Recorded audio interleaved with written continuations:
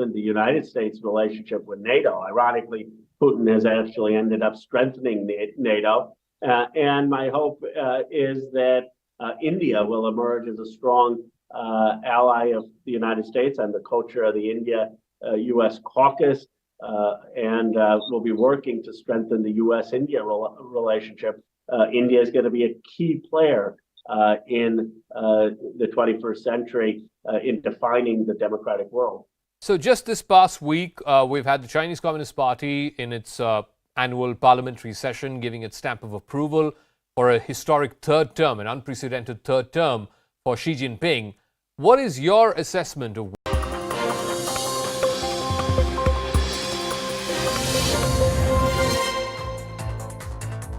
Good evening, hello and welcome to Brass Tacks. I'm Manish Sisodia. The fourth day of the budget session was a washout in Parliament, with the Congress and the BJP engaged in a bitter war of political narrative. Well, as you know, BJP wants Rahul Gandhi to apologize because he allegedly disrespected Indian democracy abroad and also sought foreign intervention in India's domestic affairs. Rahul Gandhi and the Congress party maintains that this is a diversionary tactic. Rahul Gandhi, while addressing a press conference, said that he wants to make a statement on the floor of the House and he should be allowed to do so. The biggest casualty is the parliamentary business. Key bills which are pending and the precious time of Lok Sabha and Rajya Sabha lost to political stunts. That's our focus on Brass Tacks tonight. First up, a special report. 4 ministers have raised allegations against me in Parliament House. It is my right to be allowed to speak on the floor of the House. This story started the day I gave my speech in Parliament about Mr. Adani. आज उन्होंने press में ऐसी कोई बात नहीं की कि उन्हें खेद है जो उनके द्वारा कहा गया। बीजेपी का स्पष्ट आरोप है, राहुल गांधी को माफी मांगना चाहिए। The battle lines for 2024 are drawn. Congress party को राहुल गांधी ने डुबा दिया, बर्बाद कर दिया, तो हमारे लिए ये कोई रुचि का विषय नहीं है।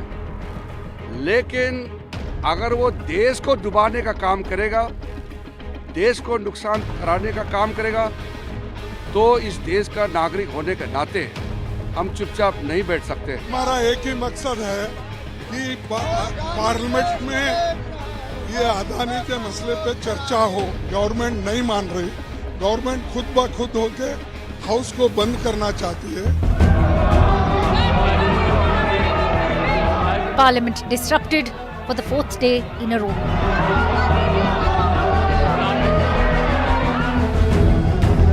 Blame game over Sansad logjam continues and legislative business takes a back seat. इतिहास में पहली बार हो रहा है कि रूलिंग पार्टी संसद नहीं चलने दे रही। क्यों नहीं चलने दे रही? क्योंकि डर है कि संसद के भीतर रिंग मास्टर गोगो का कोई नाम नहीं ले ले। आज दुनिया ने भारत के नेतृत्व को माना है, लेकिन शायद कांग्रेस मानने के लिए तैयार नहीं, लेकिन कम से कम संसद का अपमान तो ना करे। While Rahul Gandhi refuses to apologize, BJP digs its heels and demands Rahul must apologize. सदन बैठते ही आधा मिनट के अंदर सदन खत्म। मोदी जी की जमाने में और एक record.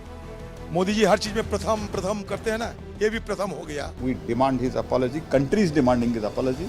All MPs are demanding his apology, and he should apologize, especially to the Parliament and to the country. Coming under attack and under. The BJP has accused Rahul Gandhi of vilifying India during his interaction in the UK last month. Protests and stern demands for apology have marred the Parliament for days now. And today, Rahul Gandhi appeared at the Lok Sabha for the first time since the row over his London comments erupted.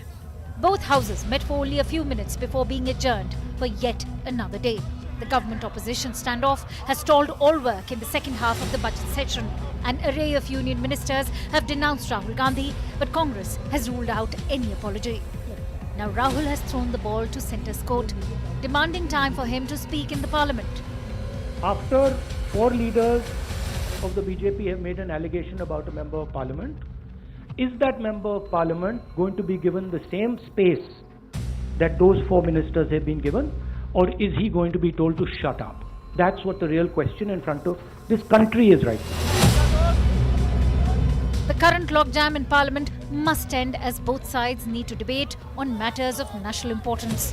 But the question is, How will the stalemate end, especially with both sides simply refusing to give up?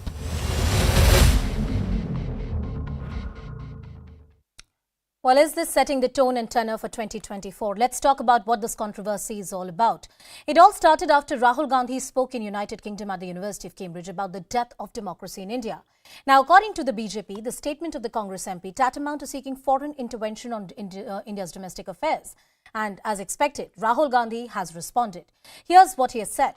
In a press briefing today, he said that he has never said anything wrong in UK. He further alleged that government is just trying to divert the attention from key issues. It is further argued that he should be allowed an opportunity to speak on the floor of the House as the member of the Parliament. While the fact that 4 ministers have levelled allegations against Rahul Gandhi, according to him, that's a ground that he should be granted an equitable opportunity to respond. He further argues that it is his right as an MP and a parliamentarian to give clarification on the floor of the House, further adding that this will be a test for India's democracy. Well, the political slugfest continues and the BJP has come out all guns blazing against Rahul Gandhi. BJP leaders have said that Rahul Gandhi can't treat Parliament as his personal fiefdom. They further accused Rahul Gandhi that he has lied on the floor of the House and disrespected key institutions of Indian democracy. BJP calls Rahul Gandhi arrogant for not apologizing. They further argued that Prime Minister or the government can be criticized, but Indian democracy and its institutions cannot be insulted on foreign soil. And no individual, according to the BJP, can set terms and conditions for the Parliament. That's the rebuttal that came from the BJP. But the real casualty of the stalemate, as I earlier said, is the crucial legislative business of the Parliament. Let's talk about the productivity of the Parliament. Right now, if you compare it with the budget session, it's lowest since 2018. Only 10 minutes so far were spent on the legislation in Lok Sabha. Not a single minute so far has been spent on any kind of legislation when it comes to Rajya Sabha. 35 bills are pending in Parliament for the passage, for the consideration of our legislature. Out of this, 26 bills are pending in Rajya Sabha, but we saw what is happening. Adjournments one after another, with both sides digging their heels. Well, let's take this question to our guest as well, Aparajita Sarangi from the BJP, Jyoti Mani from the Congress, Mr. Rashid Kidwai, who's an author and senior journalist, Yogendra Kapoor, who's a senior economist. Thank you all. Good evening to all of you. Thank you for joining us on the broadcast. Aparajita, coming to you first. Rahul Gandhi says that if 3 top netas or the mantris or from the government have made allegations against him, he should be allowed an opportunity to respond on the floor of the House. The Congress party continues to rake up the Adani issue, saying it's a matter of corruption and quid pro quo. Very good evening. I would inform or rather make Rahul Gandhi remember through you that when he had been elected as the MP of Wayanad and had entered into the Lok Sabha on the first day, he had to swear by the Constitution of India. And the oath was, as I'm saying right now, I'm just, quoting the oath. He had said, I elected as member of the House to swear in the name of God that I will bear true allegiance to the Constitution of India and that I will uphold the sovereignty and integrity of India and that I will faithfully discharge my duty. Now here is an MP who goes to Britain, who goes to Cambridge University in London and talks ill of the systems in India.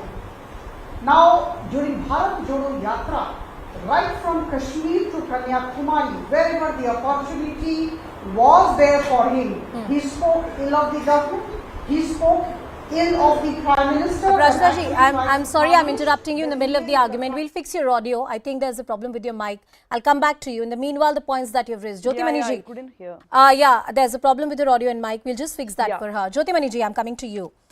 Rahul Gandhi said that he has said nothing ill about the institutions of India or nothing ill about Indian democracy. Multiple issues have been raised by the opposition parties. But I ask this to you as a citizen of this country, that why is the legislative business being held hostage? There are about 3 dozen bills which are pending for some kind of consideration by the elected parliament of the day, and one adjournment after another. Isn't the opposition also to be held accountable when it comes to the constructive functioning of Lok Sabha and Rajya Sabha? See, we have cooperated all along. unlike the BJP in opposition when we were in the government. See, it is the responsibility of the government to run the house smoothly when the opposition is raising a very, very important issues like corruption, crony capitalism, unemployment, a price rise, this kind of issues. When we are raising the very important issues, government is not relenting, government is not willing to discuss the issue in the floor of the parliament, government is not ready to form a joint parliamentary committee on this Adani scam. So this is where actually in the worst, today the treasury benches, the ruling party MPs itself actually stalling the house for last 2-3 days, which is unheard of in the Indian parliament. So your core demand is of a JPC, your core demand is of a JPC. Your argument is an allegation is of crony capitalism. You know, I have experts with me on the broadcast. Yogendra Kapoor is also. Capitalism alone, it's a scam. It's a scam. Yes, it is directly crony capitalism and allegations of quid pro quo that you've made. What is the evidence on record? Give me evidence on record, corruption. and I'll take. Give me evidence on record, and then I'll take it, to the experts as well. The argument that the BJP and many experts are making is that this is only something that has been made up by the opposition parties. There may be something wrong when it comes to a private company or a private individual, but to have these allegations, sweeping allegations of some kind of quid pro quo with the government, these are unfounded. They have no evidentiary basis. What is the basis of these allegations, ma'am? See, Rahul Gandhi ji has actually in the floor of the parliament produced the evidence to this allegation. So many media reports have come. See, yesterday, my answer to my question, the government of India has said actually there was a DRI inquiry against Mr. Adani groups, and the inquiry is completed one issue. The other issue that regarding the Indonesia import, the coal import from Indonesia, that issue is still yet to be inquiry is completed. So the inquiry is completed. Then why are you keeping it for very secret? Why don't you put it in a public domain? Why don't you take action against that? We are asking. There is a DRI. Your agency, DRI itself conducted an inquiry. There is a report. There is a wrongdoing. There is a corruption. Then why you are not acting on it? It's not we are saying. There is a report of the government is there. Why don't you table it? Why don't you make it public? In the history of modern independent India, and I don't have to go back, too much in time. During the coal scam and the 2G scam, the Supreme Court was looking into it. There was a parallel investigation that was being done by the CBI and Enforcement Directorate. The Supreme Court was involved, and then there was a demand of the Joint Parliamentary Committee that was made by the BJP, and it was constituted also. Why can't the BJP, when in power, do the same thing? Aparajita ji. See, the government of Prime Minister Modi is highly transparent. We don't have anything to hide, no skeletons in the cupboard. The only thing is that there are 3 petitions in the Honorable Supreme Court. And Honorable Supreme Court went to the extent of constituting a 6-member expert committee. And this has been done a couple of days back. And the expert committee consists of highly qualified people. And they are on the job. They are looking into the matter. They would examine all the aspects and they would give a report. And after the report comes out, I think interjecting you there, the Supreme Court committee is on the larger regulatory framework. You'd know about that. It's not a criminal investigation against any private individual or any private company. And arguably the government or the agencies have a right to do so. I think all of us are trying to put a question mark on the wisdom and the credibility of the Supreme Court. When the Supreme Court is there, when the matter is sub judice, it is absolutely unwise to even think of the constitution of a joint parliamentary committee. What would the joint parliamentary committee do at this juncture? In fact, let's all wait for the report. And this is a very serious matter which has taken place in London. So I think the Congress and Rahul Gandhi have to come out and apologize in the Lok Sabha first. So Jyotimani ji, will Rahul Gandhi apologize? And I ask this question to you rather provocatively, that the question that the BJP is raising is, and Aparajita ji said it in the first part of her argument, that when you take oath as the member of the parliament, it's a constitutional office in some sense, you in some way affirm to uphold India's sovereignty, integrity and also dignity. You can criticize the government, you can criticize the elected Prime Minister, but to say democracy is dead in India and some kind of foreign intervention should be made, is that a coherent, is that an acceptable argument? Jyotimani ji, if you can hear me. Yeah, actually, what is the real problem for the Indian democracy? What is we are actually ashamed of the Indian when something happened in the foreign soil is when a prime minister of the country taking a friend who is a businessman against all laws, whichever the foreign trip he goes, taking with him and broker the contract. And get him the contract out of the way. There are placed on record. There is Sri Lankan government, Bangladesh government. These are placed on record in front of their own parliamentary standing committee.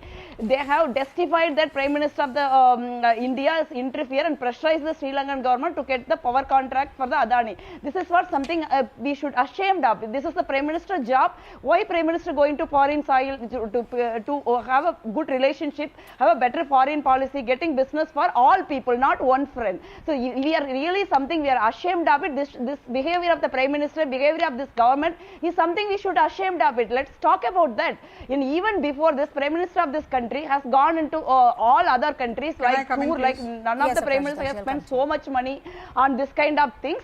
Actually, he said nothing has happened in this country for 70 years. This country is like blind. This country is dark. And then I'll go to the same Prime Minister who insulted the India and the Parliament in the foreign soil. Then is that correct that time? Now we haven't said such kind of things. Jyotimani ji, I've got your broader point. The allegation that the Congress party right now is making is that certain private individuals were quote unquote promoted by this government. That's your allegation. Aparajita ji, please respond. I would emphatically say that Rahul Gandhi had absolutely no locus standi to go to the foreign soil and criticize our country. He has tarnished the image of our country. He has hurt its reputation and he has demeaned its status, and which is unacceptable. And he had enough opportunity to criticize the government, and he is very much well within his right, I would say, as an opposition leader to say whatever he wants to say against the government, but this should be within the boundaries of our country. He just cannot go to the foreign soil and start seeking interventions from Europe and America, and he just cannot say that all the institutions within the country are actually under danger. And the democracy is unsafe. To be the devil's advocate here. To be the devil's advocate here. We have all heard the speeches the defense that the Congress party is putting forward is. The defense that the Congress party is putting forward is that this was some kind of a metaphor that he used and he wasn't really seeking foreign intervention. That's what the Congress party has said. I want to bring in other guests as well, Mr. Rashid Kidwai and Yogendra Kapoor. Yogendra ji, first to you. When it comes to these allegations of crony capitalism, certain corporates and individuals being benefited, or the allegation of some kind of quid pro quo or nexus between one particular individual, industry and enterprise and the government of the day, is there any evidence on record, prima facie, to even begin an investigation? I ask this to you as a subject matter expert. Yogendra ji. See, first thing I would like to say is that we should, not jump to any conclusions on a premature level at this stage. Once the Supreme Court has constituted a committee, it has been given a particular time frame of 2 months to submit the report. The committee comprises of very eminent people who are experts in respective fields and who have complete knowledge of how the stock market moves, how the business valuations takes place. So I think we should wait for the report to be submitted to the Supreme Court by the committee, and it is only thereafter that we should come to any of the issues if they relate to any investigation parts. I am also sure that the committee members are fully empowered to take the assistance of any of the investigation agencies of India while completing their report. So the point is that at this moment and at this juncture, there is no prima facie evidence to say that there is crony capitalism or there are charges which are, apparently proved. So in your understanding, right now, prima facie, there's no evidence and we should wait for the Supreme Court committee to come out with what they have to say. Rashid Kidwai, Rashid ji, I'll talk to you about the political narrative. I'll go back in time a bit when it comes to the Rafale issue, the Pegasus Snoop Gate, various other controversy. The opposition parties, like they should in any democracy, have raised this issue vehemently, vociferously on the floor of the House and outside the Parliament as well. What time has told us is, if electoral record is to go by, the performance of the Congress and the BJP is to go by, that the narrative hasn't really stuck. It hasn't really reached the electorate the manner in which the Congress party or the opposition would want it to reach. Is this another attempt to perhaps put out a picture that this government is failing on multiple counts? And in your understanding, in the run-up to 2024, will this stick? So, I think you've raised a very pertinent point, but we must also remember, in a vibrant democracy, there is no correlation, in the sense that, of course, mandate has I think its own thing, but there's a problem with Rashidji's audio. We'll just try and put the levels up. Rashidji, allow me a moment. I'll just come back to you. Aparajitaji, I want to come back to you and taking a view from you. You are the elected government of the day, and when it comes to the efficiency of the parliament, the business of the house, the larger responsibility lies with the elected government of the day. Rahul Gandhi asked a very pertinent question. If there are 3 leaders of the BJP, senior ministers, who have made a statement against him, he should be allowed to speak on the floor of the House. Somewhere, the implicit allegation is that he's not being allowed his time as a member of the Parliament to put his side of the story. That he's not being allowed to speak in the Parliament is far from the truth. You go to the records of the Parliament, he has always been allowed. I can very well recall the day when he had to speak on the presidential address. Instead of speaking on the points raised in the presidential address, he kept on speaking about Adani, and it was for 45 minutes, and there was pin drop silence. We all were asked to hear him. And throughout Bharat Jodo Yatra, he has been kind of, trying to tarnish the image of the government and Prime Minister Modi all through. But my point is, he does not have the right to go outside the country and spoil or rather tarnish the image of the country. And for that matter, today, I was in the Lok Sabha, I'm a member of Lok Sabha. When he came, after so many number of days, he wanted to speak. Yes, I understand, but he wanted to offer an explanation. We want apology. The nation wants apology for him because of this anti-national activity, if I can say so. And we do not want any kind of explanation from him. He has heard the sentiments of 140 crore people. And it was quite surprising that he came to the Parliament, and and I know that he has recorded only 52% attendance in the 17th Lok Sabha, whereas the national average is 79%. And as far as debates are concerned, I can gauge very clearly from his statement that the battle lines are clearly drawn, the political narrative is set for the Congress and the BJP. I believe Mr. Rashid Kidwai... But it's only 6% his achievement. I believe Mr. Rashid Kidwai is back with us on the show. Mr. Kidwai, I hope I'm able to hear you this time. We were talking about the political narrative and whether it will stick, or this will be yet another failed attempt by the Congress party to put out a narrative, a political story that the opposition wants to put out, that there is some kind of scam, some kind of wrongdoing, which the government clearly denies. Mr. Kidwai. I think in democracy, we must understand that if a narrative does not find traction, it does not mean that the issue is not valid. For instance, the Delhi High Court has given a clean chit to Mr. Rajiv Gandhi in Bofors scandal.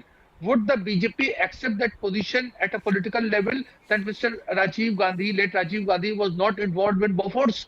So these are political things. If somebody loses election or wins election, the issues are not settled. And we must understand, you see, the Parliament is a sovereign body. And where parliamentarians have a right to express, just because the matter is in court or something like that, this cannot be used as a shield. You see, there have been 11 major scandals, financial scandals in the country. Each time they were discussed and debated and deliberated upon in Parliament, in Lok Sabha. Look at what happened in Harshad Mehta case. I'm not saying this is Harshad Mehta movement. All cases were, are different in character, in every other possible way. But the fact is, the BJP kept demanding JPC. Before BJP kept demanding JPC. What has changed? See, why should an individual private, they may be innocent. I'm saying, why is it that the BJP is so determined to defend a particular individual, a particular business house? Okay. I have last 2 minutes on the show. Aparajita ji, that question point blank to the BJP. Why is the party defending a particular individual or a company? And is the allegation of the Congress party true that this is a mere diversionary tactic? Respond to that, ma'am, please. See, I am actually remembering 5 issues. Please allow me to list those. Pegasus, Rafale, Central Vista, reservation on the basis of economic condition, and demonetization. In all these cases, these people had gone to the Supreme Court and all of them had to bite the dust. Now here there is an issue of Adani which is pending in the Supreme Court. We are all waiting for the report of the expert committee, and let us not question the credibility and the reputation of the Supreme Court and the wisdom of the Supreme Court. Let's all have that kind of patience. We will wait, we will have the report, and whatever is right and whatever is wrong is wrong. Things will be crystal clear. That is our very clear stand on this matter. But as far as this particular incident is concerned, I think Rahul Gandhi has to offer apology to the nation on the floor of the House in the Lok Sabha, and he just cannot be given the mic just for offering explanation regarding his behavior abroad. So I think our stand is very clear, the central government stand is very clear, and I must mention that it is the combined responsibility of the Congress and the ruling dispensation to run the Parliament. So I think Congress is also responsible. If the Parliament is getting stalled, if the session is getting stalled, I think they are responsible, and they cannot absolve themselves of the responsibility. It's a matter of 2 minutes. He should come out to the Lok Sabha and he should say, I am sorry, I should not have said these things. You heard the press conference today. Nowhere did he mention that he apologized for whatever happened abroad, or he should not have said whatever he said. So I think this is the situation, and we are extremely clear about what we are saying and doing. Is the Congress party defending the indefensible? As we just heard from your political opponent, the narrative according to them is anti-national. He shouldn't have spoken like this. He owes an apology. See, anybody is anti-national in this country. The Honorable Prime Minister of this country who went to foreign soil and abused India repeatedly, he is the first anti-national of this country. Let him apologize first. What Rahul Gandhi said in the foreign soil is bitter truth. The democracy in Indian democracy is under pressure. Institutions are compromised. Corruption is skyrocketing. One individual who is Mr. Adani, Narendra Modi's friend, with his support, looting this nation right, left and center. This is the truth. Rahul Gandhi ji will speak the bitter truth ever. We will not apologize. That's our job as an opposition. We cannot say Prime Minister of the country taking a friend businessman, taking to foreign soil and get him a contract. This is shameful. This is an insult to India.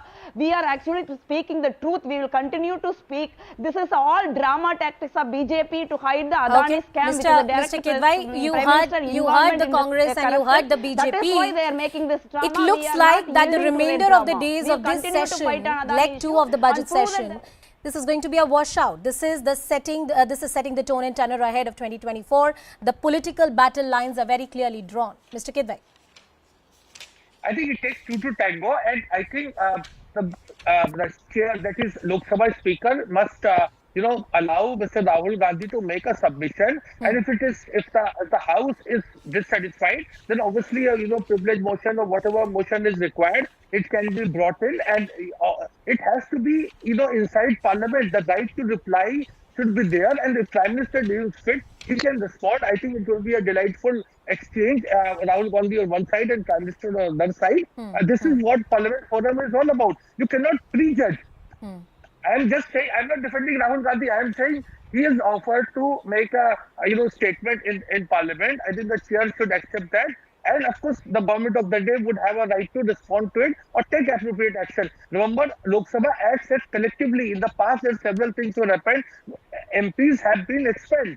During the emergency, it's a very interesting point you raised, Mr. Kidwai. I'm short of time, but Aprajita ji, 30 seconds to you. There are parliamentary processes and methods that you can use against a member of parliament. If you think that a particular person has done something wrong, will you use them against Rahul Gandhi if there is actual merit in your argument? See, I must say that Bharatiya Janata Party and its allies are very clear on one issue. We want apology from this gentleman who is a member of parliament from Wayanad. He goes abroad and speaks ill of the country. He's not apologizing. The Congress party has said there's nothing to apologize. What will the BJP do? Let's see how it goes. But I think it is the responsibility of the Congress people to prevail upon Rahul Gandhi and tell him as I earlier said, the battle lines are very clearly drawn, and it looks like that adjournments will be the order of the day for the remainder of the session as well. Aprajita Sarangi, Jyotimani, Mr. Rashid Kidwai and Yogendra Kapoor. Thank you everyone for joining us on the broadcast. Let's see how tomorrow, day 5, is going to be.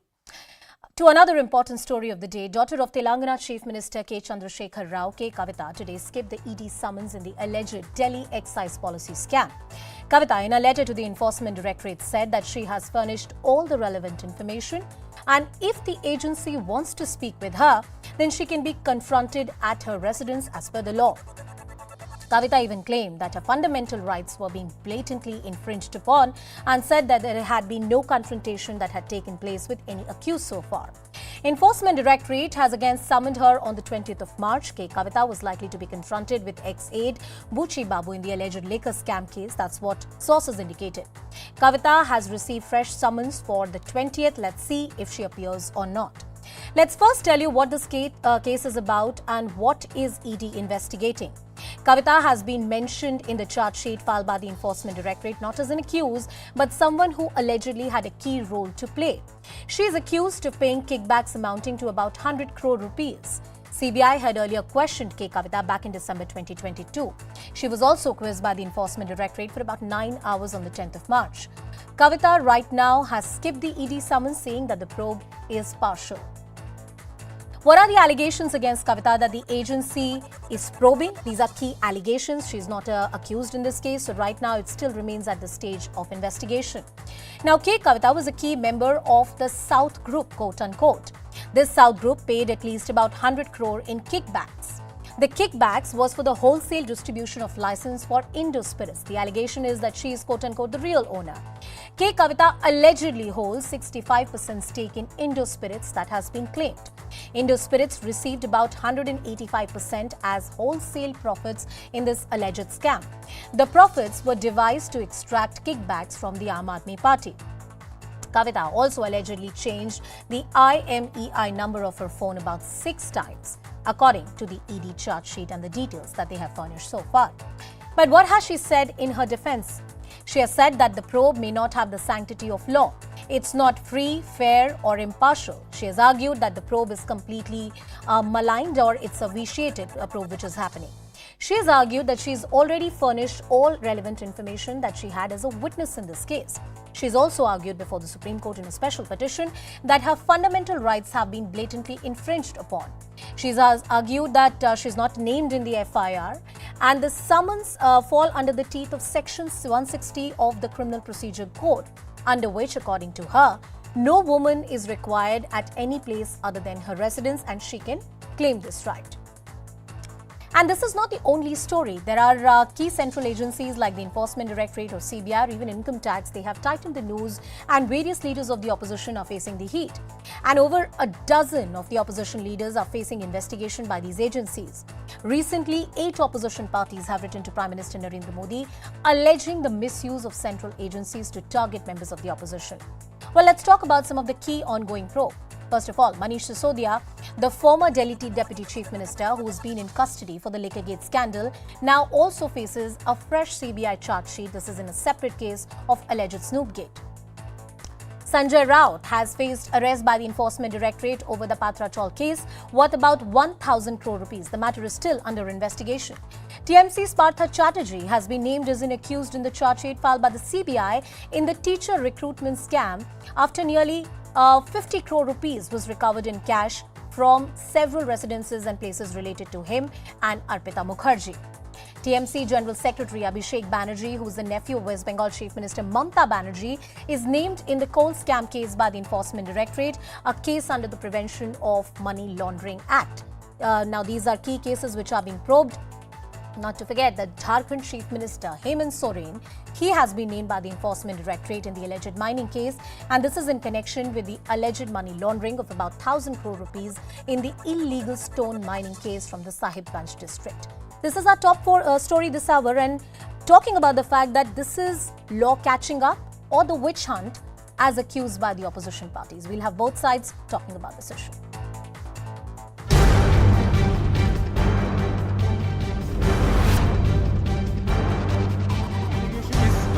को arrest किया गया।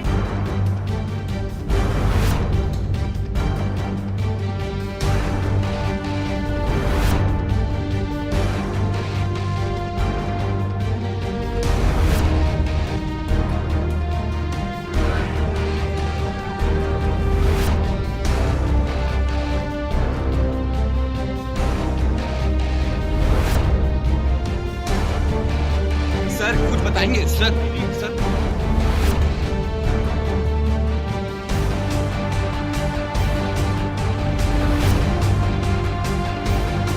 अरविंद केजरीवाल साहब ने कहा है कि ये FIR तो एक कूड़ा है। अरविंद केजरीवाल साहब, सिर्फ एक कूड़ा कहने से काम नहीं चलने वाला, आपको बहुत सारे सवालों के जवाब देने हैं। सवाल पूछा जा रहा है कि आपने इसको फीडबैक यूनिट क्यों बनाया, आपने परमिशन एलजी साहब से क्यों नहीं ली थी, आपने स्नूपिंग यूनिट के लिए, स्नूपिंग इक्विपमेंट के लिए 1 करोड़ रुपए खर्च किए थे, कहाँ खर्च किए थे, इसका जवाब भी देना पड़ेगा।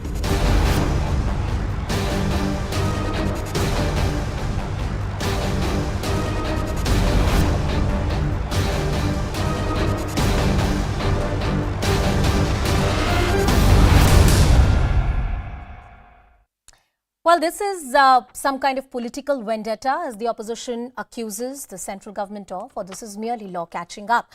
Aprajita Sarangi of the BJP continues to be with us on the broadcast. Krishant Mane of BRS is with us on the show. Reena Gupta from the Aam Aadmi Party, and Mr. Shantanu Sen, who is the former joint director of the CBI. Aprajita ji, first to you. Why only opposition leaders? The argument of the opposition parties is that is BJP some kind of party where there can be no corruption, your leaders cannot be involved at all? You are using these central agencies to, target the opposition leaders, to blackmail them, and to make sure that the voice of the opposition is not heard properly. Prime Minister Modi took over the reins of the government on 26th May 2014 and he emphatically said that he wanted to root out corruption and wanted to give a very clean administration and governance model to the country. And that's why he has done. See, I have come with facts and figures. It's good for us that our Enforcement Directorate and the CBI and the IT department are very active. During these 9 years, we have gone for 3,010 searches by ED, which is commendable. And in the last decade, I mean the decade of the UPA from 2004 to 14, only 112 searches had been done.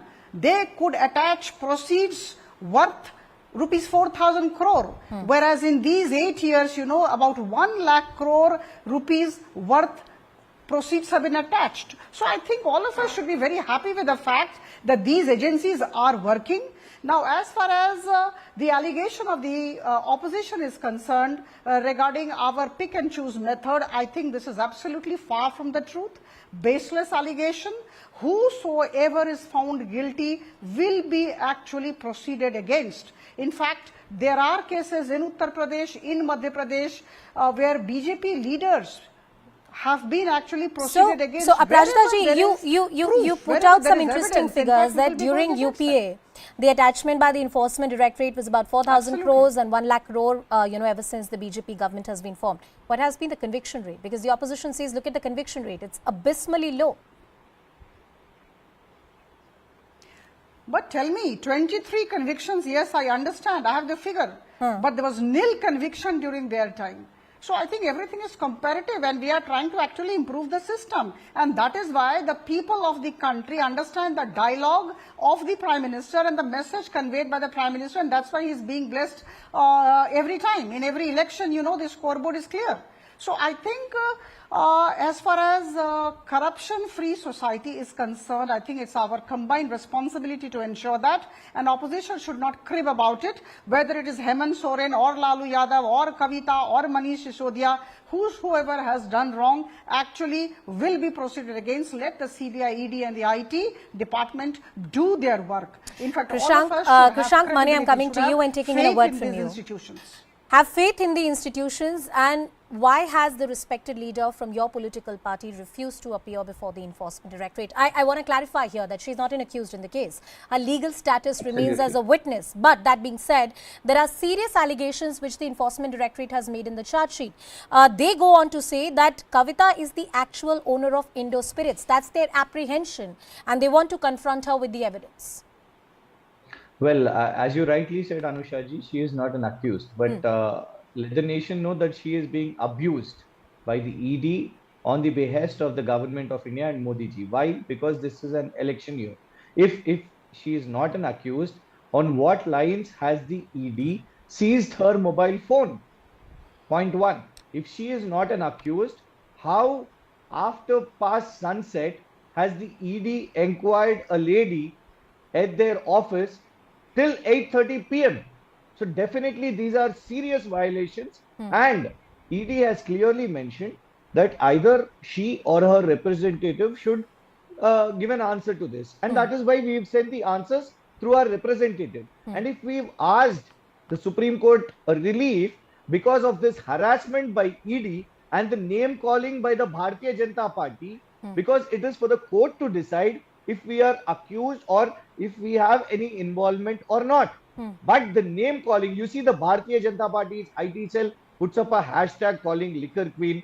Their MPs, Bharatiya Janata Party MPs are keeping press meet, and as though they have seen this investigation, are already declaring in press conferences that Kavita ji has not cooperated and she will be going to custody immediately. And what we say is, see, when Mr. Amit Shah could have relief from the court in the I maintain as a journalist that her status is a witness. One second. I maintain, I'll come to you, Reena ji. Give me 30 seconds, I'll come to you. If there is nothing wrong that the leader has done, and if she is willing to cooperate in the investigation, why evade the ED summons? My simple question to you, Krishank ji.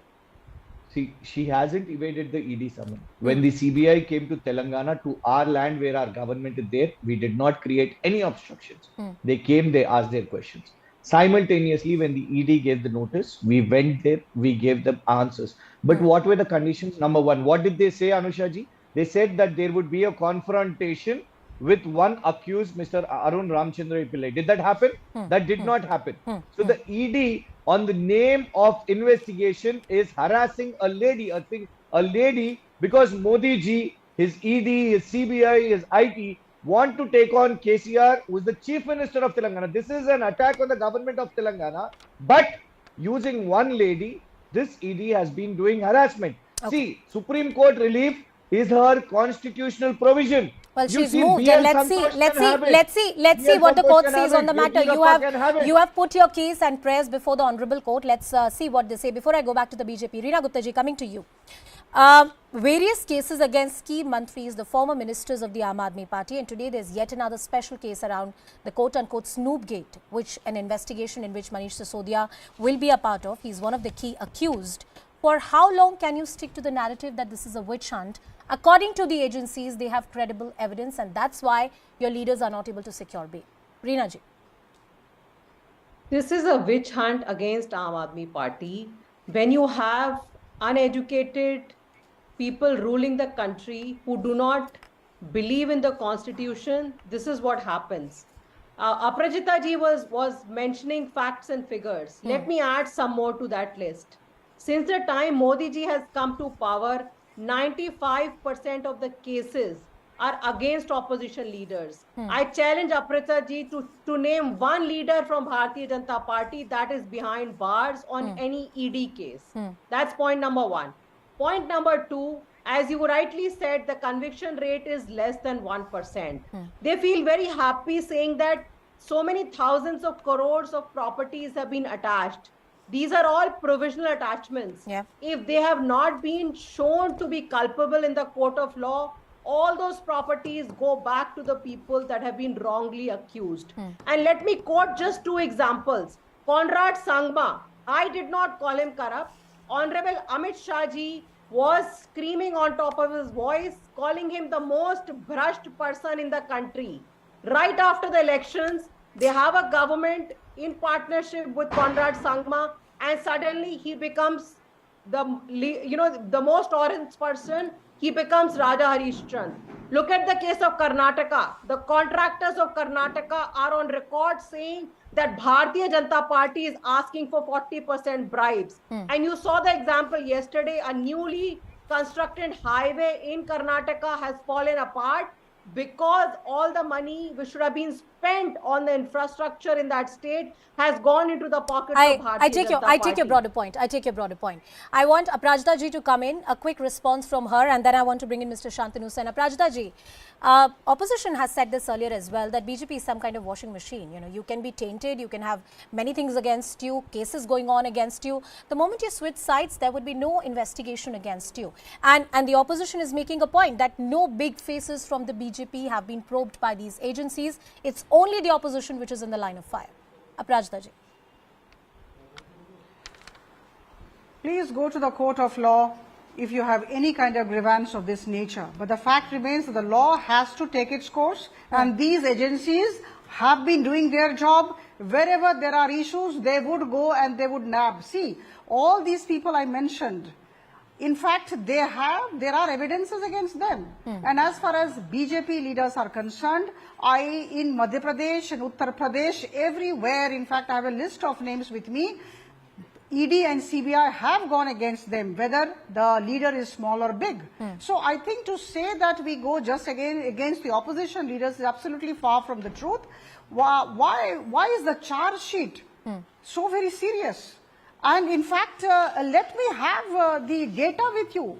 In fact, Lalu Yadav is concerned. Yesterday's ED's report is 1 crore cash unauthorized was actually found out. $1,900 was found out during the raids. 540 gram of gold, half kg gold ornaments. Okay. And let me tell you that jobs have been given in lieu of land by Lalu Yadav and the team. I want to bring in Shantanu sir. He's been patiently listening to the discussion. Mr. Shantanu Sen sir, you've been at the helm of affairs. You know how these agencies work.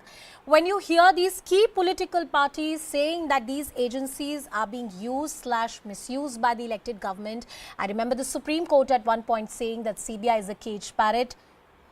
Is there substantial evidence to say that these agencies can be misused? I mean, whenever a local police cannot handle the investigation, CBI is looked up to for its expertise, for its investigation, and then it becomes a political casualty in the political war. Shantanu sir.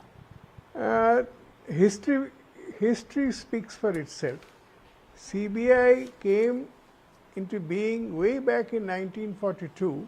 It was then known as the Special Police Establishment. Why did it come in? Why was it formed by an ordinance and followed by an act of the state? Because there was corruption in the War Department and British were fighting a war. They didn't care for corruption one bit till their war effort was impeded, and therefore they set up this organization called the Special Police Establishment. By 1963, it had been refurbished, renamed, restructured as the Central Bureau of Investigation.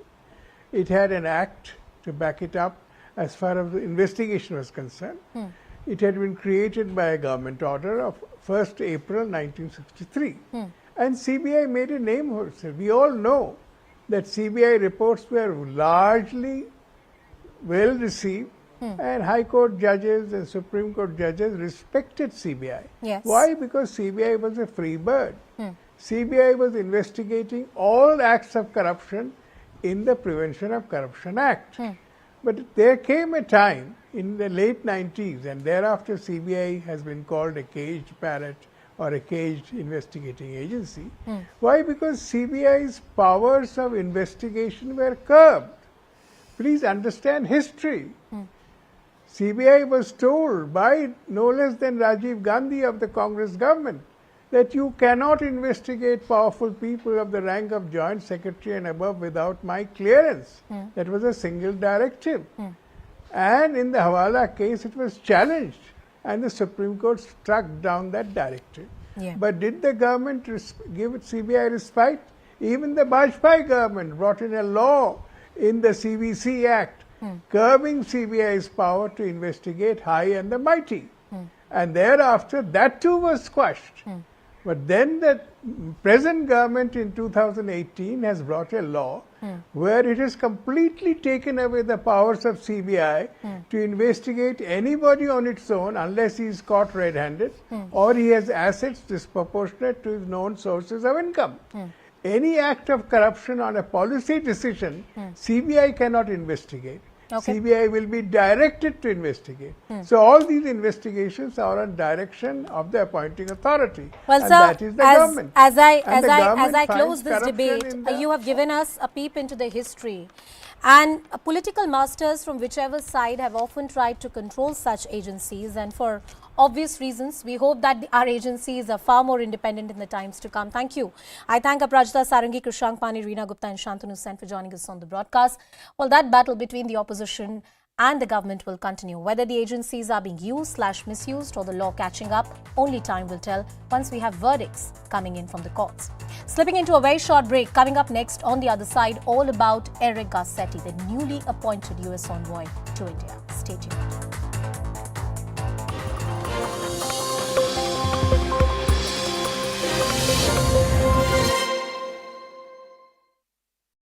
Do you believe that this war has further accentuated the two camps, as it were? You have the United States and its European allies on the one side, and then you have in the other camp Russia and China.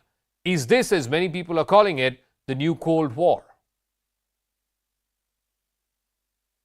Well, Russia and China for the past 10 years have had close relationships. I mean, Xi Jinping has met Putin over 30 times. He often describes Putin as one of his closest partners and friends. So that relationship was already there. I think that this has strengthened the United States relationship with NATO. Ironically, Putin has actually ended up strengthening NATO. And my hope is that India will emerge as a strong ally of the United States. I'm the co-chair of the India-US caucus, and we'll be working to strengthen the US-India relationship. India is going to be a key player in the 21st century in defining the democratic world. So just this past week, we've had the Chinese Communist Party in its annual parliamentary session giving its stamp of approval for a historic third term, an unprecedented third term for Xi Jinping. What is your assessment of where US-China ties stand as of right now? They're tense. I mean, we need to rebalance production to bring jobs back to America that left to China. We need to make sure that we provide Taiwan with sufficient defense to deter any military invasion while affirming the one China policy. We need to make sure that it's clear to the China that they can't have surveillance over the United States. So it's tense, but it shouldn't devolve into a Cold War. But do you believe that this might actually be the start of a new Cold War? I think the person who came up with that was Gideon Rockman, the FT columnist on foreign policy. But a lot of people have been agreeing with this view that if the original Cold War was between the United States and the Soviet Union, now the new Cold War could be the US, its European allies, and Russia and China on the other hand. Is this a new Cold War according to you? No, I think that is avoidable if we rebalance our production, if we bring manufacturing back here, if China recognizes it's in its own interest to diversify its economy, to focus on services and domestic production, and if China recognizes that they should not depart from the status quo when it comes to Taiwan.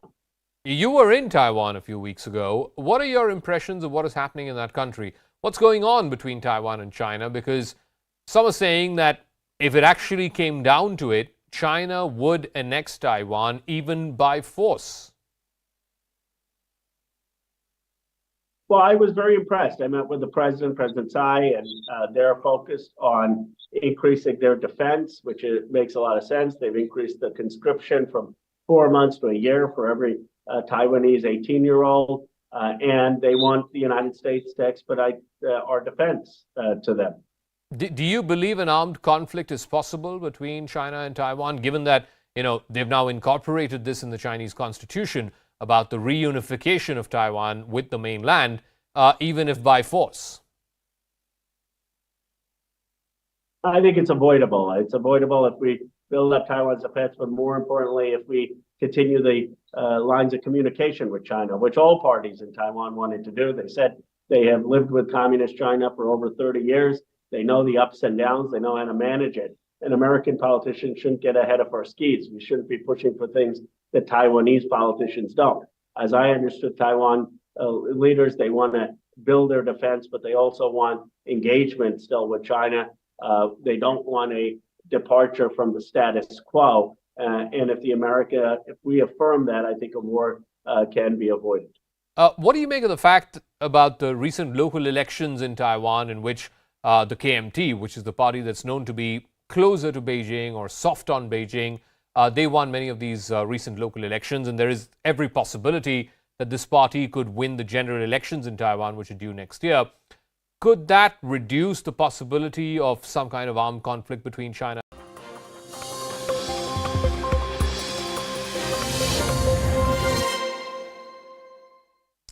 Welcome back. The long-lying vacant post of U.S. Ambassador to India has finally been filled. Eric Garcetti's appointment was cleared by the senators, and he'll be America's next envoy to India. U.S. President Joe Biden had nominated him for the post in July 2021, but he was held up partly due to controversies surrounding his the handling of allegations of sexual harassment against an aide when he was the mayor. Since January 2021, the United States has not had an ambassador to New Delhi, an important post as Washington looks to India as an essential partner in its effort to push back against the Chinese expanding their power and influence. The senators voted 52-42, with 3 Democrats voting no, along with most Republicans. 7 Republicans, interestingly, joined with the majority of the Democrats in the voting of a yes. So let's first tell you about who is Eric Garcetti then. He is known as U.S. President Joe Biden's loyalist. He served as the president of LA Council from 2006 to 12. He was then the mayor of Los Angeles from 2013 to 2022. He was also the youngest mayor of LA in about 100 years. Last few years of his mayoral term were rocked by various scandals. Now, the reason his appointment has been delayed by as long as about 2 years is because of certain controversies he's been involved into. Back home in US, he's been criticized for homelessness in LA, criticized for defending the police after George Floyd case. Garcetti's aide faced serious charges of sexual harassment, and he was accused of ignoring all these allegations of misconduct while he was the mayor. What may be concerning for India is actually his alleged China link. That's the angle we'll talk about. Garcetti allegedly met with several front groups of the CCP. He is also accused of meeting Chinese intel group members. Garcetti allegedly got political funds from CCP groups. In 2020, he received about $1 million as mayoral funds from CCP group. And more specifically about India, his comments in the past over so-called human rights issues in India have also raised various eyebrows and questions. In the context of the anti-CEA protests in India, he said, and I'm quoting, "I intend to directly engage with the civil society in India." He went on to say that few groups actively fighting for human rights in India, and he's going to support them. He said that these groups will get direct engagement from me. Further quoting him and what he said at that point in time, the CAA will be the core piece of engagement with Indian counterparts, and he was talking about supporting all the people who were opposing this legislation here in India. Well, that's all about Eric Garcetti and his history. He's the latest envoy to India, and let's see how that engagement works out to be. Well, with that, it's a wrap. Thanks for watching.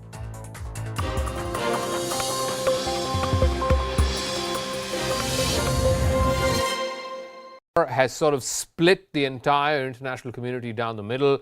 The way it's being viewed from Washington or London or Kiev is very, very different from how it's being viewed in a New Delhi or a Tel Aviv or a Dubai, leave alone how it's being viewed in Beijing and in Moscow.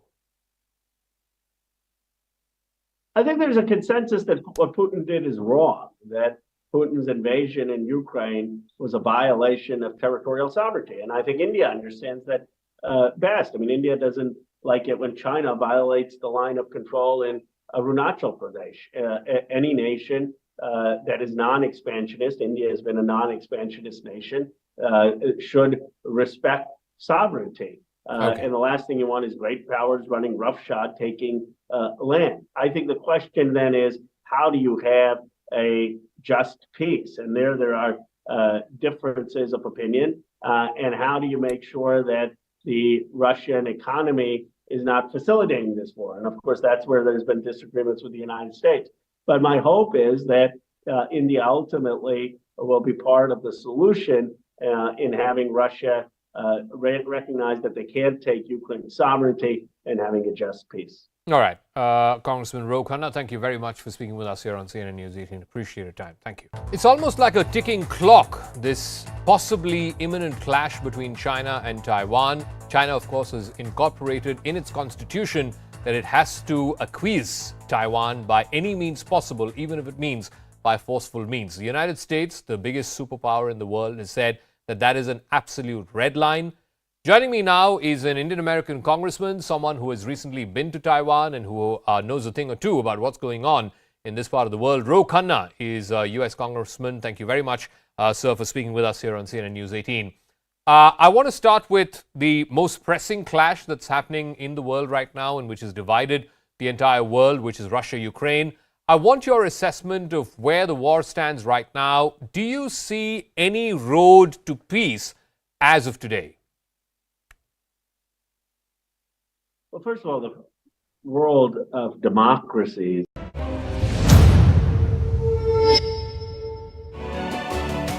Hello, Namaskar. This is First Post and you're watching Vantage with me, Palki Sharma.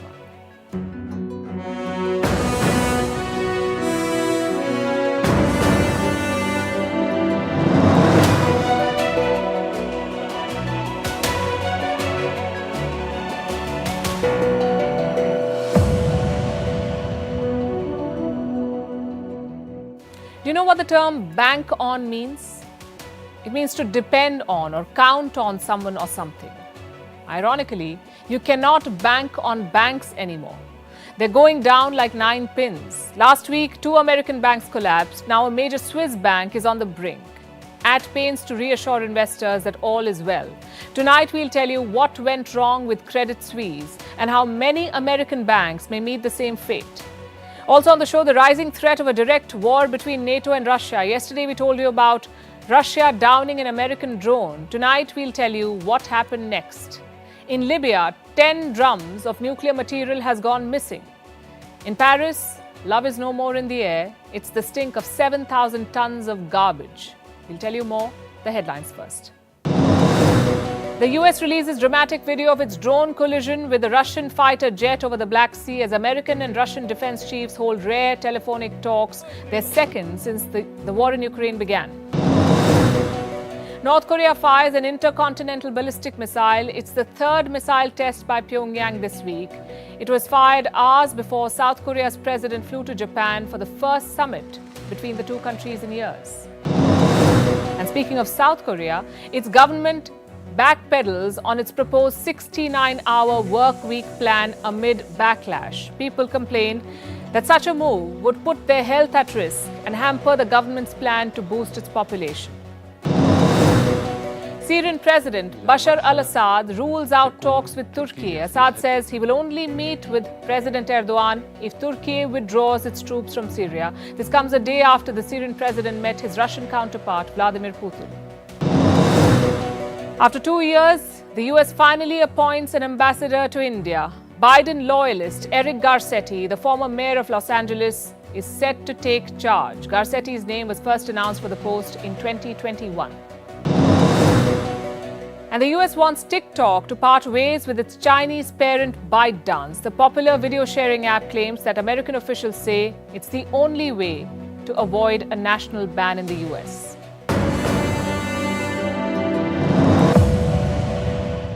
We start with the banking crisis. It is spilling out of America. Last week, 2 US banks collapsed. It set off a chain reaction. Now another bank is on the brink. We are talking about global investment bank Credit Suisse. Yesterday, its share price tanked. It dropped by more than 30%. And this is a record low. The stock was worth less than 2 Swiss francs. That's a little over $2. And this fall is bigger than the Silicon Valley Bank because Credit Suisse is a much bigger bank. It is among the top 30 lenders in the world. And if this bank fails, the world economy will feel the impact, much more than it already is feeling. So why is Credit Suisse in trouble? It started with the collapse of the Silicon Valley Bank in the US. The episode alerted regulators. They began asking questions from banks, and this is happening across the world. The global banking system is under scrutiny. Credit Suisse was also under the lens, and it could not pass that test.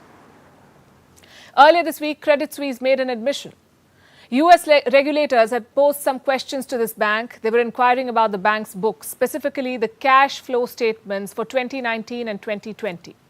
Now, what is a cash flow statement? It is a record of the money that comes in and goes out of the business. American regulators wanted to know about the cash flow of Credit Suisse, and the bank admitted that there were some lapses. Material weaknesses, that's the term they used. There were material weaknesses. And this was about how the bank reported its finances. There were lapses, and Credit Suisse released a statement. In fact, let me quote from that statement. As of December 31st, 2022, the group's internal control over financial reporting was not effective. Now, let me say this here.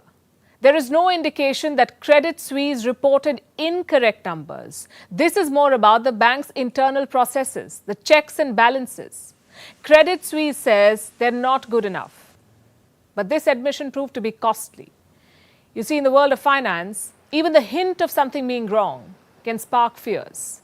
Well, I think with Credit Suisse, you've had a perfect storm. It started with SVB, Silicon Valley Bank, over the weekend, and then the Signature Bank failure. And Credit Suisse has experienced some of the same challenges that those banks have in terms of deposit withdrawals. So that's how it all began. Credit Suisse was supposed to release its annual report. It was delayed, and yesterday it became worse. A major investor gave a virtual thumbs down to the bank. This is the Saudi National Bank. It is the biggest shareholder in Credit Suisse. Last year, it picked up a 9.8% stake. There was talk that the Saudis could invest more. But yesterday, the chairman of the Saudi National Bank dismissed the idea. He was asked about Credit Suisse and whether the Saudi bank will buy more shares. And this was his response. I'm quoting again. The answer is absolutely not, for many reasons. I will cite the simplest reason, which is regulatory and statutory. So basically, he's blaming regulation and more. And that statement triggered the nosedive. Shares tanked. At one point, it was trading below $2. Later in the day, the stock price recovered, but the troubles for Credit Suisse are far from over. There is a credibility crisis. The bank is trying hard to prove that it's not in trouble. It announced some radical decisions today. It has borrowed $54 billion from the Swiss Central Bank. What is this money for? To shore up the finances of Credit Suisse. And they do not really need this money, but they're playing safe. In case there are more withdrawals, they'll have enough cash to take care of it. The funding from the central bank is going to be useful. Also, Credit Suisse is repaying its debt in advance. It has plans to offer a buyback. What is a buyback? It is a form of borrowing where bonds are sold with an agreement to repurchase them at a later date. That is a buyback. The bank could settle loans worth $3 billion. The idea is to boost sentiment and to convey the message that all is well. And the Swiss Central Bank is helping in this. It says Credit Suisse is sound. Let me quote from their statement. Their statement about Credit Suisse, it says, it meets the capital and liquidity requirements imposed on systemically important banks. So if everything is sound, why is the bank making such aggressive moves? Why does it face the crisis of credibility? That's because of its record. Over the years, this bank has faced a host of scandals. In Bulgaria, it allowed drug dealers to launder money. In Mozambique, the bank faced a corruption case. Then there was a spying scandal. The bank snooped on its top executives. Last year, there was a massive data leak, and all these scandals led to losses. Credit Suisse has lost several clients. The bank was trying to regain lost confidence, but now people are betting on it to fail. This week, the bank's credit default swaps hit a record. Now, what is a credit default swap? It is an insurance against failing debt, but it can be used to make a bet too, a bet that the company might fail. Credit Suisse has been a story that's been playing out for a number of years over time, but it's still generally a story of bad, corporate management. And investors are now focused on it, and people are thinking about counterparty risk as well as risky assets. And Credit Suisse is now kind of top of mind as people focus on banks within their portfolio and what they have exposure to. The global banking sector is in panic mode. Investors are worried. The sentiment has changed. People now feel that banks are a risky investment.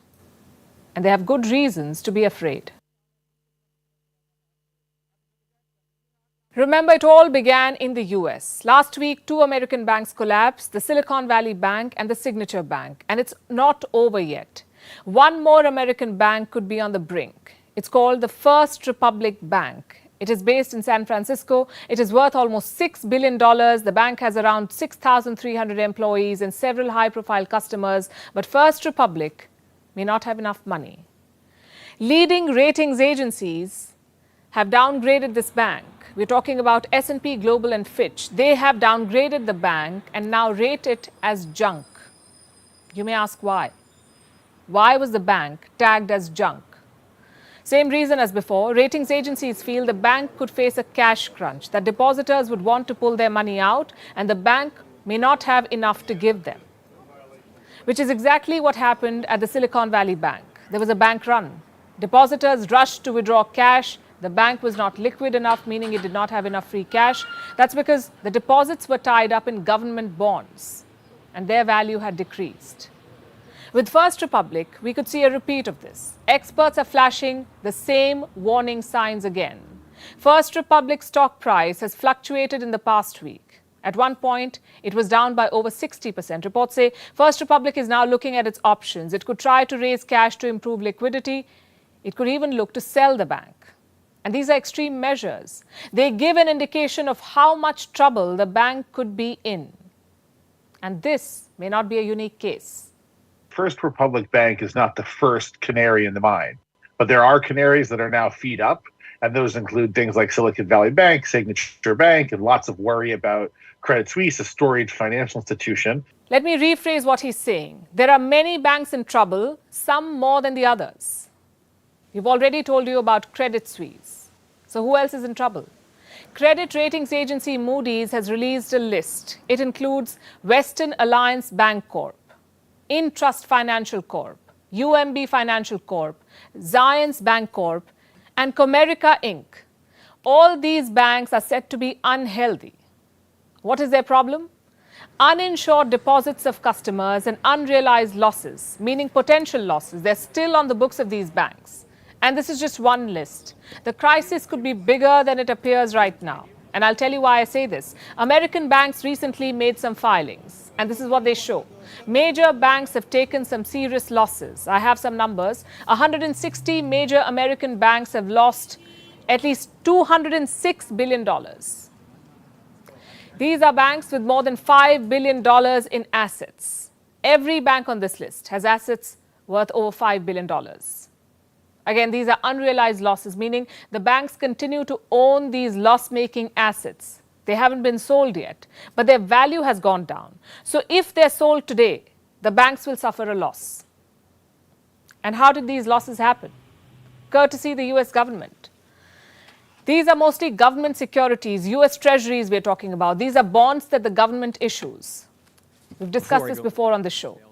Banks park their cash deposits in government bonds. It is considered a safe investment. The calculation is that when you sell these bonds, you will make more money. But in this case, the value of US government bonds has gone down. How? Last year, the US Treasury hiked interest rates. They issued new bonds. They offered a higher interest rate. So the old bonds lost their value. And these banks that we're talking about have old bonds. Now they're trading in the red. For some banks like Silicon Valley, the losses were simply too big. Silicon Valley lost almost $2 billion on a single sale. The bank needed this money to pay back depositors. It sold bonds for losses. So other depositors got worried. They came to take their cash. The bank did not have that cash, so it collapsed. And this fall had a cascading effect. America's biggest banks have seen losses. All of them have lost money in US government bonds. Citigroup lost $47 billion. Bank of America, $21.2 billion. JP Morgan Chase, $17.3 billion. Truist Financial lost $13.6 billion. Wells Fargo, $13.4 billion. And US Bank Corp, $11.4 billion. These losses are as per the last round of filings. The present value of these assets could be different, but the situation is unlikely to have changed significantly. And these are big banks we're talking about. They can take such losses. The smaller ones would not survive something like this. Their fate is yet to be decided. The question is, who is responsible for this crisis? How did this happen? Some experts blame the US Federal Reserve for this. The US Federal Reserve is America's central bank. They say the US Fed has cracked the financial system. The Fed is in a tough position. Bank runs are pretty quick. The Fed has limited tools to deal with inflation, and they've been using a wrecking ball, not a scaffold. Instead of a scalpel, they used a wrecking ball. Sounds a lot like America. And now they're suffering and making the world suffer with them. Our next story begins with a stunning video. It has been released by the United States. This is what happened on Tuesday over the Black Sea. What you see is a Russian Su-27 fighter jet approaching the American MQ-9 drone. The Russian jet is releasing aviation fuel in the drone's path, and it's releasing a lot of it. At some point, the drone's camera stops working. This is dramatic footage for the dramatic times we live in. We've all heard tales from the Cold War, a dangerous era of tensions between two superpowers, the United States and the Soviet Union. They came very close to an actual all-out war. There were quite a few close nuclear calls too. There were times when both sides came close to pushing the nuclear button. The biggest example is the Cuban Missile Crisis of 1962. Today, the Soviet Union does not exist, but Russia does. And Russia is pitted against the United States. There is high tension. A Russian jet striking down an American drone is a big deal. Things escalated soon after. British and German fighter jets were scrambled to intercept a Russian aircraft. This was close to Estonia's airspace. Reports say a Russian military aircraft was seen flying close to Estonia's airspace. Now, Estonia is a NATO member state, and NATO's rules are quite clear on this. If one member is threatened or attacked, the alliance responds as one. So as the action shifted near Estonia, British and German jets scrambled in response. They intercepted the Russian aircraft. Reports say the Russian aircraft failed to communicate with Estonia's air traffic controller. And such interceptions are not unprecedented. In fact, they happen all the time. About 400 times a year. You heard that right. NATO jets are involved in about 400 interceptions a year with Russian aircraft. That is more than one interception a day. So this one was not unusual. But it was serious given the context and the situation right now. There's a war raging on in Ukraine. Russia and America saw a mid-air collision. Even one step off the mark could lead to disaster. It seems the US and Russia are trying to avoid that. Their defense ministers spoke with each other. So did their military chiefs. The Russian defense minister told his American counterpart that American drone flights near Crimea's coast were provocative in nature and could lead to an escalation. In fact, let me quote from what he said. Russia had no interest in such a development, but will in future react in due proportion. This means Russia will not escalate this incident, but if it happens again, there will be an escalation. Back in Washington, Defense Secretary Lloyd Austin had something similar to say. Listen to this. I won't speak for Minister Shoigu, nor will I get into the details of our discussion. I'll just reiterate that the United States will fly and operate wherever international law allows. Now, we take any potential for escalation very seriously, and that's why I believe it's important to keep the lines of communication open. I think it's really key that we're able to pick up the phone and engage each other. Meanwhile, Russia is trying to retrieve the debris of the crashed American drone, and this may pose another challenge. Because remember what the drone was doing. It was gathering intelligence. It was on a reconnaissance mission. It was collecting intelligence for the US, possibly for it to be shared with Ukraine. Moscow would want to examine it. And even without the intelligence, the drone's wreckage could be useful to Moscow. Russia would be interested in the drone's technology, how it was built, what led to the crash, perhaps even its potential weaknesses. But recovering the debris will not be easy. This area where the drone fell has a depth of 4,000 to 5,000 feet. And before it crashed, the US is said to have wiped out all the data in it. So whatever intelligence was collected may have been removed before the crash. Yet Russia wants to try its luck. What about the US? Will the US also look for the debris? Highly unlikely. Recovering the remains would require the involvement of the American Navy. And the American Navy in the Black Sea, in the middle of Russia's war in Ukraine, would set off a chain reaction. If the drone crash did not escalate into a conflict, the US Navy's presence in the Black Sea definitely will. So World War III may not happen just yet, and thank God for that, but a nuclear disaster is a strong possibility.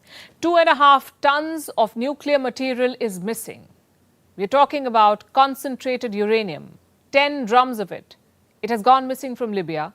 This is according to the IAEA, the International Atomic Energy Agency, the global nuclear watchdog. The fact that it's missing is bad enough, and that it's missing from Libya is worse. Now, this is a war-torn country. It's not clear who has laid their hands on 10 drums of concentrated uranium. The IAEA says it poses a radiological risk, not to mention the nuclear security concerns here. Remember, uranium is a radioactive element and it can be used to make nuclear bombs. Now, the IAEA is investigating the circumstances of its removal, and it may be difficult considering the situation in Libya. Here's a primer. Libya is an African nation with huge deposits of oil. Until 2011, it was ruled by a dictator called Muammar Gaddafi. In 2011, he was ousted in a NATO-backed uprising. And since then, the country has been in the throes of conflict. It is divided. Multiple armed groups have tried to control it. At present, there are two main factions. One is a UN-backed provisional government based out of the capital, Tripoli. And the other is the so-called Libyan National Army, led by military commander Khalifa Haftar. Haftar controls Libya's oil-rich east. Over the years, he's been backed by countries who want Libya's oil. Countries like France, Russia, Egypt, and the UAE, they've all supported Haftar at various points in time. Turkey has supported the government in Tripoli. So it has devolved into a proxy war, and ordinary Libyans have been caught in the crossfire. Now it seems nuclear fuel is being added to this fire.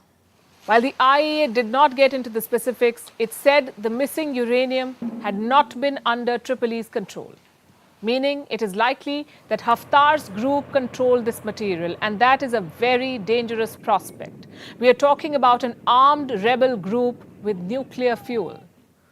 They could have sold it for weapons, or they could be planning to use it, and we may never know.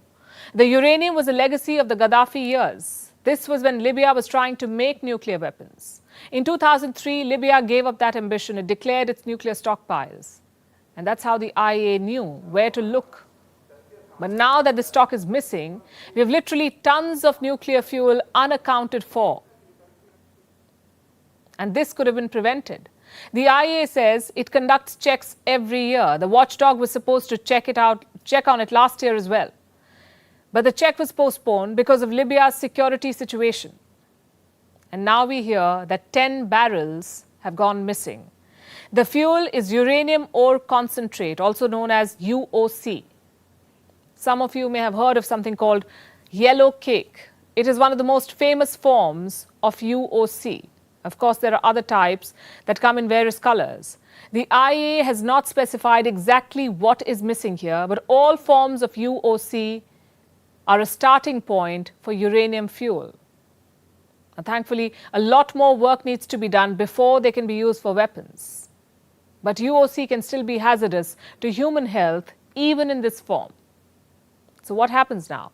Investigating the theft is just addressing the symptom. The bigger problem is Libya's instability, and that remains unresolved.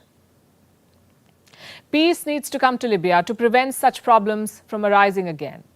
The United Nations is pushing for elections. And from what we know, it would be possible if the electoral laws are put in place in June, by the end of the year, to have these elections to take place. The proxy war for oil needs to stop. The foreign players need to back off. Democracy needs to be given a chance in this country. If not, the reckless pursuit of oil and power could lead to a nuclear disaster. Vantage continues after a short break.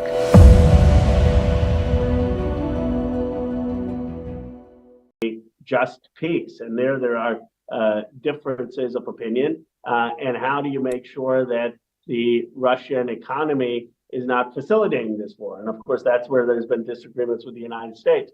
But my hope is that India ultimately will be part of the solution in having Russia recognize that they can't take Ukraine's sovereignty and having a just.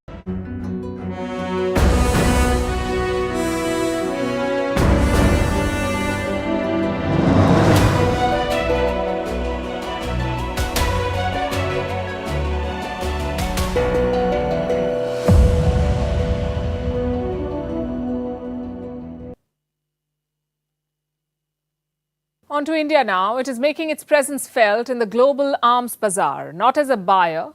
India is already the world's biggest defense buyer. This time we're talking about made in India weapons being sold in the international market. And India has been making strides. Another major deal could be finalized soon. Indonesia wants to buy the BrahMos missile. The negotiations are underway. The deal could be worth at least $200 million. The BrahMos is a supersonic cruise missile. It can be fired from land, airplanes, and even submarines. India developed it in collaboration with Russia. The Indian Defence Forces already have the BrahMos in their arsenal, and now India wants to use it to boost its defence exports. The BrahMos is an important component in that plan. The missile has generated a lot of interest in Southeast Asia in particular. Last year, India clinched its first deal. The Philippines bought the BrahMos. This deal was worth $375 million. It included 3 missile batteries, training for the operators, and a logistics support package. When will the Philippines get the BrahMos? The first deliveries are expected this year. Reports say Manila wants more. The Philippines is looking at procuring more BrahMos systems. And how will they use it? Reports say the Philippines wants to deploy the BrahMos on its shores. The plan is to use it as an anti-ship missile, meaning it can be used to take out enemy ships. And Indonesia has similar needs. After all, both of them have the same security challenge. It's called China. This is about the South China Sea. It is one of the biggest territorial disputes of our times. The region is rich in oil and gas. There are tons of fish. Trade worth over $3 trillion passes through these waters. China wants to control the entire South China Sea. But 5 other players stake claim to the islands and the waters: Taiwan, Vietnam, the Philippines, Malaysia, and Brunei. They have competing and sometimes overlapping claims. China is getting serious about controlling this region. It now has the world's largest navy. It is building islands and airstrips. It is expanding its military presence in the South China Sea, and this poses a threat for other countries here. Countries like Indonesia and the Philippines. Now, the Philippines is involved in a direct dispute in the South China Sea. Indonesia is not. But it has interests in the same waters, and it wants to protect key shipping lanes. So both countries are ramping up their military procurements. They're investing in new weapons. In fact, I have some data. Indonesia's investment shot up to 69% in 2022. And the Philippines saw a rise of 40%. And some of this spending is set to come India's way. That is the biggest takeaway. Make in India in defense is finally taking off. New Delhi has set an ambitious goal. It wants to export $5 billion worth of arms by 2025. The BrahMos is just the beginning. It serves 2 purposes: meeting India's defense export goals and sending a message to China. India is arming like-minded partners against Chinese aggression.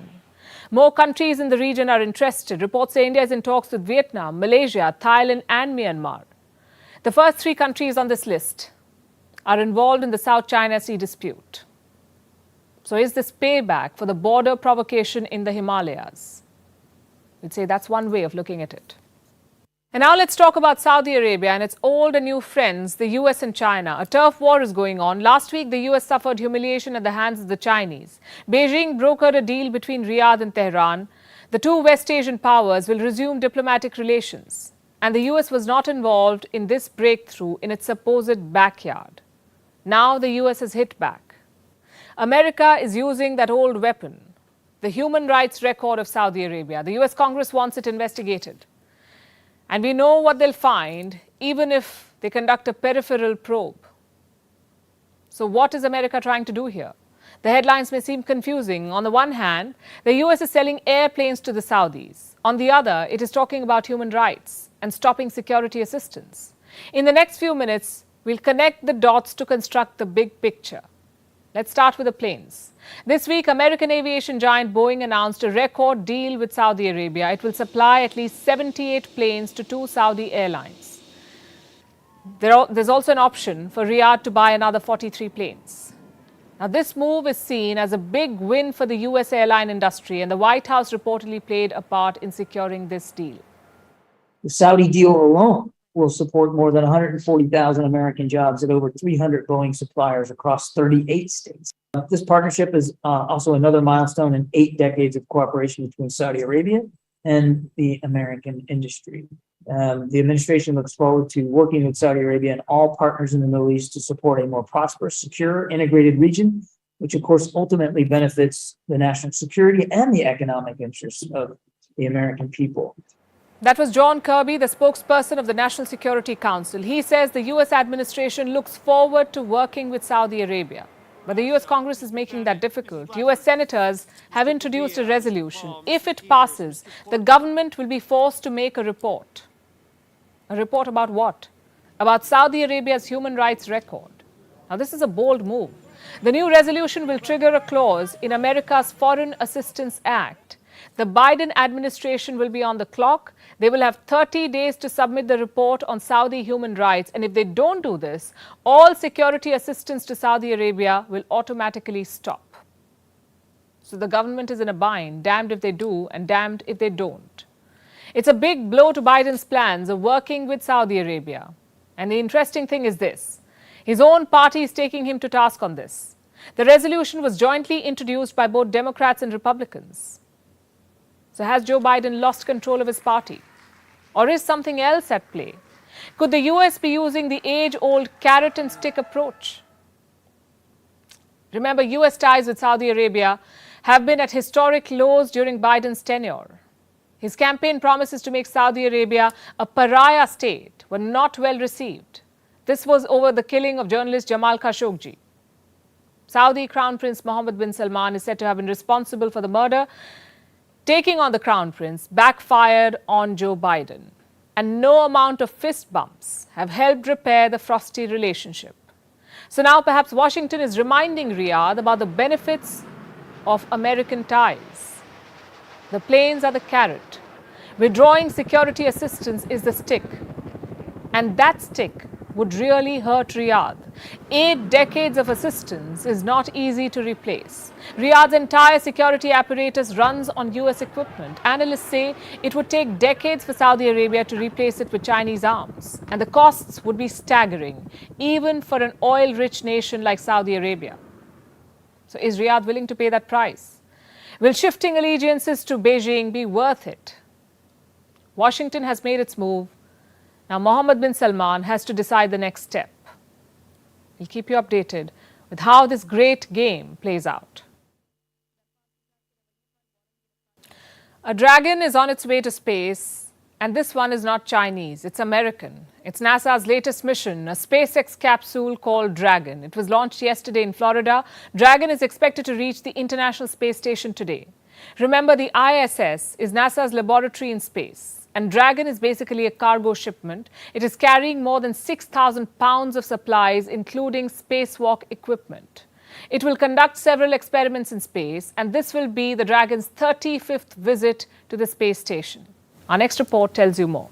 3, 2, 1. It was a countdown like any other at NASA's Kennedy Space Center in Florida. The space agency was gearing up to launch a Dragon into space. This was the Dragon capsule. It was in collaboration with Elon Musk's company SpaceX. Fitted on top of a Falcon 9 rocket, a golden streak was witnessed in the night sky, a sight to behold. The Dragon began making its way to the International Space Station. The International Space Station is NASA's laboratory in the sky. Astronauts live and work there to understand more about life beyond Earth. So what is the Dragon capsule and why is it heading to space? Dragon is a compact spacecraft by SpaceX. It's capable of carrying both humans and cargo to and from the Earth. SpaceX says Dragon has already made 34 visits to the International Space Station. The latest one is an autonomously operated robotic spacecraft, meaning it can function independently in space. It's being sent primarily as a cargo mission, the 27th such resupply mission by the company. And what's it expected to do? Conduct scientific experiments in space and bring the results back to Earth. The Dragon capsule is carrying more than 6,200 pounds of cargo. This includes food supplies like apples, blueberries, and cheese for astronauts. It's also carrying spacewalk equipment and vehicle hardware. And here's the most interesting and unlikely part of the cargo, a beating human heart tissue. You see, one of the key experiments that will be conducted in space pertains to the human heart. The experiment is called Cardinal Heart 2.0. It aims to understand the impact of weak gravity on human health, the heart in particular, and whether existing drugs are sufficient to prevent negative effects. This is a follow-up to an experiment that was done in 2020. NASA says the latest study will build up on it. The Dragon capsule is also fitted with a ball clamp monopod. This was developed by a bunch of high school students. What does this do? It aims to make filming easier in space. The Dragon has been used for transporting humans too. Most recently, another Dragon capsule called Endeavour helped 4 members of NASA's SpaceX mission come back to Earth. It's really a smooth ride up and down. And one of the different things that I saw on the spacecraft, the Dragon, is during the re-entry, I was able to see the plasma of during the atmospheric entry. So we had like a firework and then with the glow of the air for a long time. So I was able to enjoy the light show during the entry. It was really impressive. They returned after a 5-month-long stay. Minutes after takeoff, a part of the Falcon 9 rocket, or the first stage booster, made its way successfully back to Earth. It had already made a record. The recovery operation of the booster's landing on ground was done by an all-female crew, possibly a first for such a space mission. The Dragon capsule will be at the International Space Station for a month. After completing the experiments in space, it will return with a treasure trove of research and bring back the remaining cargo too. NASA says the point of such experiments is to help astronauts travel to space for longer spells. Most importantly, also provide evidence of life beyond Earth. Clearly, the sky is not the limit for these missions. And now let's talk about the world of artificial intelligence, or AI. It's moving at lightning speed, and its hero just acquired a new superpower. What are we talking about? ChatGPT. It can now see. Its parent company OpenAI has released GPT-4. It is the latest version of the super hit AI chatbot. Think of it as an update. Just like our phones get a software update, ChatGPT has got an update too. But before we talk about this update that's making waves, let's understand once again what ChatGPT is. This chatbot was launched in November last year. It has been used by millions of people since. In fact, it added 100 million new users, in just 2 months after its launch. And this is the fastest ever growth. No other app or software has grown its user base at this speed. And what does it do? It can answer questions using human-like language. It can also mimic writing styles. It has cracked college-level entrance exams and written poems. It has also written code and suggested marketing copy. Where does it get this information to do all of this? It culls data from the internet. Its database has information up to 2021, so a bit outdated, but useful nonetheless. And GPT-4 the new version, will take all of this to the next level. It has learned to be more precise and accurate. It can now respond to images. Look at this visual. You will see how it analyzes an image and gives paragraphs of description. Similarly, if you show it a picture of ingredients and ask for a recipe option, it will tell you. This feature can be useful for visually impaired people. It can also process up to 25,000 words. This is 8 times as many as the previous model used by ChatGPT. It also has more advanced reasoning skills. Think of it as an engine that can power chatbots, search engines, and even online tutors. And who can use this? Who can use GPT-4? As of now, it's available to ChatGPT users with a premium subscription. That's $20 a month. It's already powering Microsoft's Bing search engine. Morgan Stanley Wealth Management is using it to build an information system. An online education company will use it to build an automated tutor. And OpenAI does not plan to stop here. In the long term, it wants the system to juggle between different media like sound, video, text, and images. As you can tell, the update is clearly an improvement, and it also comes with the same baggage as ChatGPT. But it also comes with the same baggage as ChatGPT. OpenAI spent 6 months on the safety features of GPT-4, but it can still not be trusted completely. It might hallucinate, which is tech language for AI inventing facts or making errors. And GPT-4 is an expert on some subjects, but it completely lacks knowledge about others. It can also offer precise medical knowledge, while it makes errors in basic math.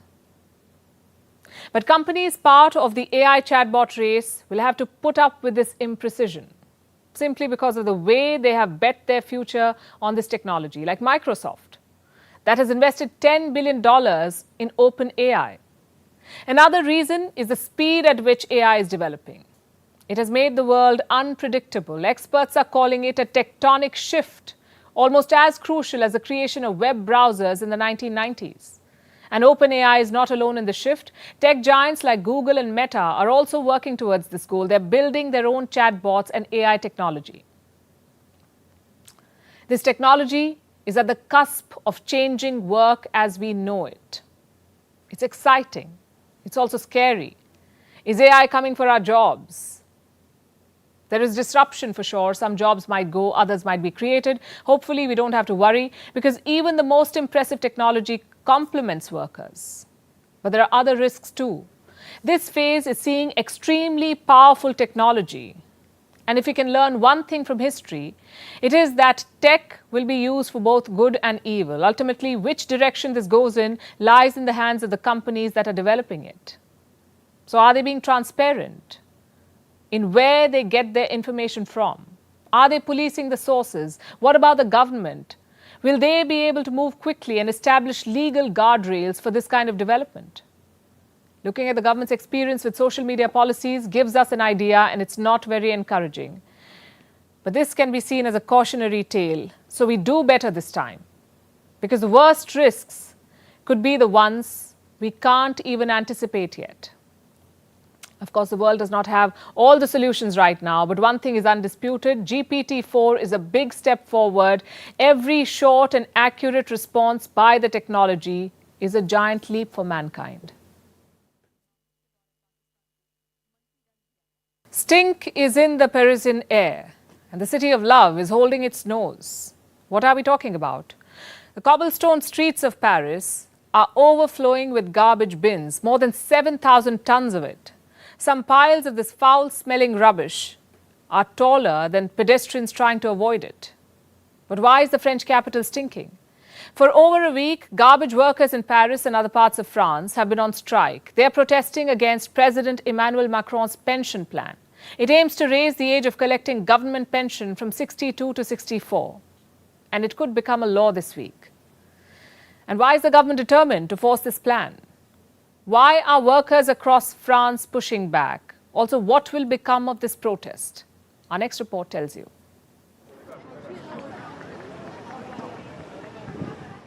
Spring is usually a magical time to visit Paris. But maybe not this year. A heady mix of love and foul smell is in the air. Garbage has become a smelly symbol of public outrage in France. Mounds of waste have piled up in Paris. They're blocking doorways. They're ornating the banks of the Seine and choking the roads leading up to the Eiffel Tower. But this scenario is not limited to Paris. Other cities like Nantes, Rennes and Le Havre are also affected. For over a week now, garbage workers in many parts of France have been on strike. They're protesting against the pension reform.